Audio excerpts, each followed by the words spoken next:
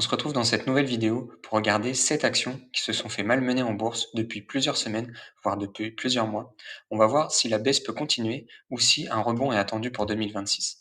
Donc j'ai sélectionné 7 actions et on va commencer tout de suite par la première qui est LVMH. Donc on se retrouve sur les graphiques. Je vais agrandir pour que ça soit plus simple. Donc LVMH, on voit bien ces plus hauts qui sont arrivés au cours de l'année 2023 et 2024. L'action était au plus haut, un peu d'euphorie, LVMH qui avait une croissance correcte et une forte hype au niveau du luxe. Et en fait, depuis l'année fin 2024 et toute l'année 2025, elle s'est fait malmener à cause notamment de la baisse de consommation en Chine sur le luxe. Et donc directement, LVMH s'est fait sanctionner et ça a rajouté à une croissance moins élevée que sur les années précédentes. Donc on peut voir là, on est en format semaine, donc une bougie égale une semaine. On peut voir elle est dans un canal baissier depuis plusieurs mois. Donc elle a tapé son plus haut en mars 2024. Elle a descendu. Elle est revenue en haut de son canal en février 2025 et elle a atteint son point le plus bas depuis un moment en juin 2025. Donc il y a eu forcément les tarifs douaniers de Trump, plus de l'incertitude sur le luxe. On voit que depuis, elle a fait un beau rallye puisqu'elle a dû reprendre quelque chose comme ouais, un peu plus de quasiment 50%. Et par contre, coïncidence, elle est venue taper sur son haut de canal et deuxième élément, elle n'a pas repris sa moyenne mobile 200 périodes, donc hebdomadaire. Donc elle est venue buter sur ces deux indicateurs et là, elle est en train de réamorcer une descente vers le bas. Donc pour moi, je rentrerai sur le titre que quand elle aura du coup cassé cette moyenne mobile 200 et quitté ce canal baissier. Et par contre, je viendrai en racheter si je vois qu'elle revient sur ses plus bas, donc entre 400 et 500 euros, après avoir éventuellement y aller par palier. Mais c'est pas impossible, en fonction des résultats notamment qui va arriver ce mois-ci, euh, que elle rechute. Et puis après, si elle sort de son canal et qu'elle repart, tant mieux, les acheteurs auront la main. Donc voilà pour LVMH et l'analyse que j'en fais aujourd'hui. Ensuite, deuxième action, on va avoir Ipsos. Donc c'est une société qui est dans les sondages, dans la communication. Et pareil, elle s'est fait pas mal malmener ces derniers mois et semaines. Donc on voit qu'elle a atteint son plus haut en mai 2024. Et pareil, elle a créé son canal baissier. Donc elle a fait des hauts, des bas. Là, elle est revenue taper en haut. Elle était indécise sur sa moyenne mobile hebdomadaire, pareil, mais elle l'a vraiment cassé. Des fois, elle repartait. Et là, en fait, on voit elle est clairement dans son canal. Et il semblerait qu'elle ait tapé un point bas à peu près en novembre, qui correspondait du coup à un ancien support ici. Alors on n'est pas à l'abri que la chute se poursuive puisqu'on peut voir que elle est venue une nouvelle fois taper sur son haut de canal et là sur la bougie semaine elle est en train de repartir vers le bas. Alors est-ce qu'elle va retaper son support pour repartir et du coup casser ce canal baissier? À voir. Là je vous ai tracé une évolution. Pour moi, ce qui est intéressant sur Ipsos, c'est, étant donné que c'est une entreprise de communication, de sondage, elle va beaucoup être sollicitée, en amont des élections présidentielles et là, je vous ai mis 2022. On peut voir qu'en 2022, elle a pris 42 sur une année et c'était l'année des élections, dernières élections, présidentielles. Donc moi, je crois en Ipsos sur 2026 par rapport à tous les sondages, qui pourraient y avoir, dans le cadre des élections présidentielles 2027. Et donc pour moi, je la surveille. Moi, j'en ai en portefeuille, je les ai achetés un peu haut. Voilà, j'ai vu un support et je suis rentré alors que j'aurais dû attendre. Donc là, moi aujourd'hui, je rentrerai pas sur le titre si c'était à refaire. Soit j'attends qu'elle casse son oblique baissière, euh, soit j'attends des supports plus bas si ça casse. Donc voilà pour Ipsos. Troisième action, Vision Group. Donc Vision Group, c'est une entreprise qui propose des solutions automatiques dans les entreprises, enfin dans les magasins et les centres commerciaux, donc notamment les étiquettes électroniques de prix que vous voyez dans toutes les têtes de gondole, etc. C'est Vision Group, donc elle essaye de dynamiser ça. Elle a enregistré du coup une très belle hausse ces dernières années, notamment par un contrat majeur qu'elle a signé avec Walmart, donc les centres, les magasins aux États-Unis, qui est une énorme chaîne. En revanche, là, elle a atteint son plus haut en juin 2025 et depuis, elle amorce une chute terrible puisqu'elle a perdu, elle a perdu quasiment, ouais, quasiment 50 depuis juin. Donc en 6 mois, elle a perdu 50. Donc, Vision Group, c'est une société qui est assez jeune, donc elle a une croissance folle du chiffre d'affaires entre 20 et 30 il me semble. Mais par contre, voilà, il y a des trimestres où elle va avoir des résultats négatifs. Donc elle commence à avoir des flux de trésorerie, donc du cash qui rentre et qui n'est plus en négatif, et donc elle arrive à croître. Elle a distribué son premier dividende de cette année. Donc c'est des signes qu'elle a confiance dans ses bilans financiers, dans les résultats à venir. Mais donc, si on regarde l'analyse graphique, donc on peut voir qu'elle est vraiment, elle a vraiment baissé énormément. Et là, donc elle avait une oblique haussière, donc 2 points. Le premier, c'est qu'elle est venue taper sur sa moyenne mobile 200 périodes, donc hebdomadaire. Donc là, c'était vraiment une bougie terrible sur la semaine, mais elle est venue s'arrêter pile sur la moyenne mobile de 100 périodes. Donc 2 possibilités pour rentrer si on est intéressé sur le titre, parce que clairement, c'est une entreprise jeune, mais la croissance est là, et je me fais pas de soucis sur le long terme. Mais aujourd'hui, voilà, il peut y avoir des incertitudes, tout va beaucoup dépendre des résultats à venir. Et donc soit on rentre là au niveau de sa moyenne mobile qu'elle a tapé, soit on attend qu'elle touche le bas de canal. Donc on peut faire, des entrées en plusieurs fois, donc moyenne mobile de 100 périodes et bas d'oblique, haussière, long terme, qu'on peut voir ici, et qui est, un trend qui suit d'ailleurs pas mal la moyenne mobile, de 100 périodes. Attention, si on casse par contre cette oblique haussière, là on pourrait aller chercher des points beaucoup plus bas, et des anciens supports, bien plus lointains, dans le temps. Donc voilà pour Vision Group et les points d'entrée, qui pourrait y avoir. Et 3e possibilité, je réfléchis en même temps que je vous montre ça, c'est de venir, casser cette oblique, clairement cette oblique baissière, hein. Soit on attend que leur titre repart, soit on rentre en 2 fois ici. 4e, société, donc Technip Energies, donc qui a subi peut-être une baisse moins importante, que les autres actions qu'on vient de voir, puisqu'on a fait du 28, donc ce qui est pas négligeable quand même, hein, puisque c'est depuis, septembre 2025, hein, donc c'est, sur un trimestre quasiment. Et donc on voit qu'elle est venue, donc elle a clairement, heu, elle a clairement chuté. Je vous trace l'oblique baissière. Et donc elle est venue, en fait, toucher une ancienne résistance qui est devenue support du coup ici. Elle s'est appuyée, donc elle est touchée, elle a touché pile poil ici, elle est venue s'appuyer là, elle est repartie. On voit la dernière bougie là du coup qui est en baisse. Mais Technip Energies, c'est une société, voilà, dans l'énergie, qui a des gros contrats sur le long terme, donc elle a un carnet de commandes très, très fourni.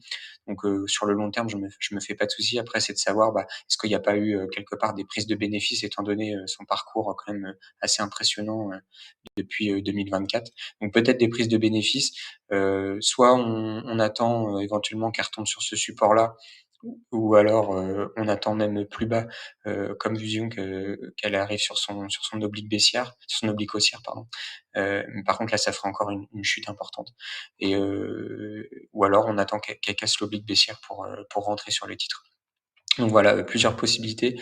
Si on regarde en journalier, donc là, elle a cassé sa moyenne mobile, mais sur une journalière, c'est quand même moins pertinent, même si, là, elle avait rebondi une fois dessus, donc là, elle l'a cassé. Donc à voir, soit elle passe son oblique, soit on attend qu'elle reprenne sa moyenne mobile, de 100 périodes, donc journalière cette fois, pour rentrer sur les titres.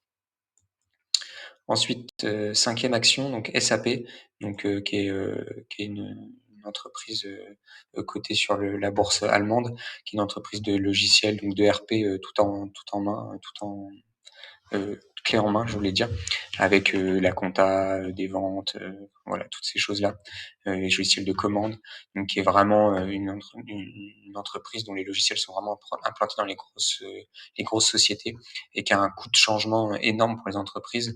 Donc elle a été un peu chahutée, ces derniers temps, notamment, avec tout ce qui est, problématique, au niveau de l'IA. Et donc, est-ce que SAP, au même titre que beaucoup d'autres logiciels, vont pas être remplacés par des solutions moins coûteuses, heu, comme logiciel.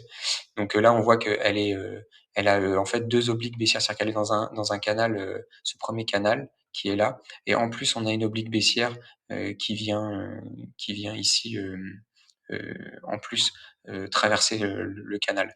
Donc on voit elle tape plusieurs fois en bas du canal baissier. Donc une fois là, donc là, on a commencé à le tracer là, une deuxième fois, une troisième fois, et là, elle est suspendue à ce canal. Heu, donc là, plusieurs possibilités. Soit on attend qu'elle casse l'oblique, soit, on attend que la moyenne mobile, de 100 périodes, progresse, et si elle casse le canal baissier, soit on attend le retour, sur la moyenne mobile, de 100 périodes pour rentrer dessus, soit on attend que ça casse l'oblique pour éventuellement, essayer de remonter, de prendre un rebond, quitte à aller jusqu'en haut du canal et puis, se mettre un stop de protection, mais on aura pris quand même pas mal de gains. Donc voilà, là, SAP se cherche, il y a des incertitudes. Les derniers résultats ont été plutôt positifs, donc à voir dans les résultats de janvier-février, voir ce qui se dit. Donc voilà pour SAP. Ensuite, 6e action, donc Euronext, donc qui est une place boursière, européenne qui a plusieurs places boursières, de différents pays, en Europe. Donc on peut voir qu'elle avait fait un sacré rallye, depuis 2023, elle est vraiment, montée très haut. Elle était même énormément en surachat, même sur une vue, hebdomadaire. Elle était en fort, hem, surachat. La croissance est là, le dernier, publication était très bonne, plus de 10 de croissance. Ça rachète énormément de différentes, places boursières. Voilà, donc la bourse est pas près de s'arrêter demain, donc voilà, elle a les frais, elle capte toutes ces choses-là, et donc c'est une entreprise, qui performe énormément. Là, est-ce qu'il n'y a pas eu justement un fort surachat et du coup, des prises de bénéfices? On peut voir en tout cas qu'en format, semaine, elle aurait éventuellement, trouvé un support ici, qu'elle a tapé une fois, 2 fois, et là sur la dernière semaine, on voit là ce qu'on appelle un marteau, donc où elle est venue en fait, elle avait une forte pression, vendeuse en début de semaine, et après elle est revenue, au cours de la semaine, elle est remontée, parce que les acheteurs, se sont réveillés. Donc même, même constat. Est-ce que on rentre sur ce support-là, ou est-ce qu'on attend qu'elle casse son oblique baissière qu'elle reparte, et là on reprend la main, pour acheter? Voilà, plusieurs solutions, qui s'offrent à vous. Et si on regarde, en journalier, on peut voir qu'elle a cassé son oblique, sa moyenne mobile, journalière, qui lui est pas arrivée depuis 2023. Donc voilà, on voit bien là dans l'oblique une fois, 2 fois, 3 fois, et là, elle se cherche un peu, elle est un peu en train de stagner, donc depuis, seulement quelques jours, 1 ou 2 semaines. Donc à voir, les bougies vont faire qu'on va arriver en bas de cette oblique, donc à voir si elle repart en haut, et si elle va chercher plus bas. On a un autre support ici, hem, éventuellement là que je trace, comme ça. Mais là, je pense que les acheteurs reprendront la main avant, parce que c'est quand même un dossier de qualité, avec une croissance quand même assez importante. Donc voilà pour Euronext. Et enfin, dernière action, Novo Nordisk. Donc Novo Nordisk, si on se met en format, hebdomadaire, donc voilà, ça se passe de commentaires, elle s'est fait massacrer, depuis juin 2024, et c'est plus haut. Faut dire qu'elle avait fait quand même un sacré rallye, et je pense que même si la croissance, était au rendez-vous, que parce que Novo Nordisk est dans les traitements anti-obésité, et tout ce qui est, contre le diabète.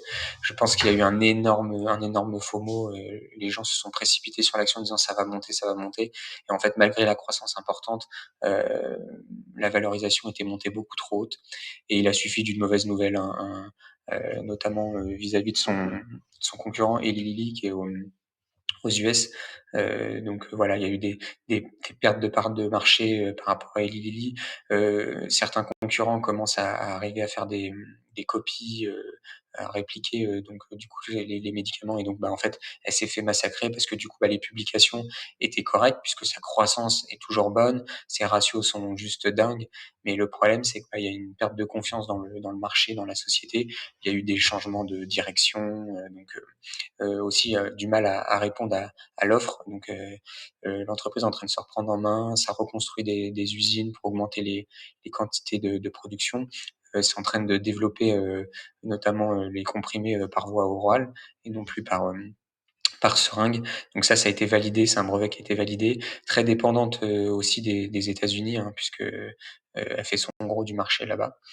Et donc si on regarde le canal, non, si on regarde le graphique, pardon, qu'on voit qu'on est quand même dans un canal baissier.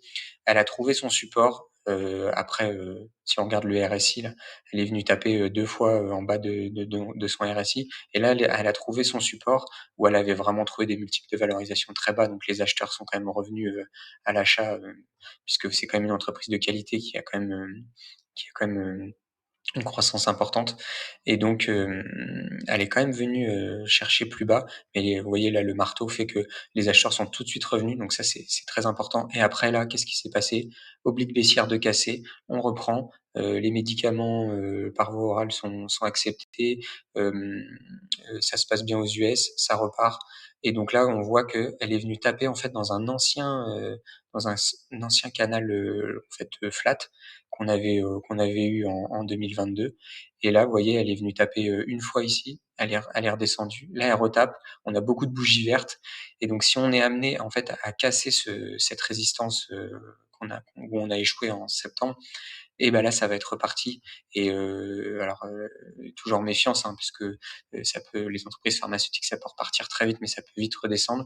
Donc, soit on décidait de rentrer une fois que l'oblique était cassée, soit on attend que cette résidence soit cassée pour vraiment que ça reprenne. Il va y avoir les résultats, notamment là, dans le mois à venir. Donc ça va être déterminant, pour voir si,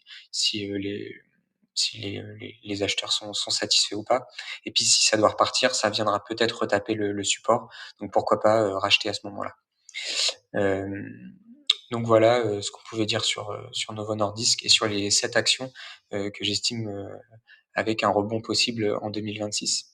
Voilà, dis-moi toi aussi en commentaire, ce que tu penses de ces sociétés, si tu estimes qu'il va y avoir un rebond en 2026 et si tu vois d'autres entreprises, qui ont été un peu chahutées et qui pourraient repartir en 2026.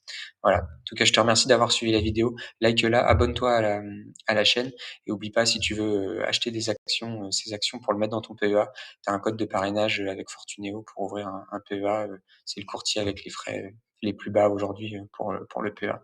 Voilà, je te remercie et je te dis à la prochaine. Allez, salut.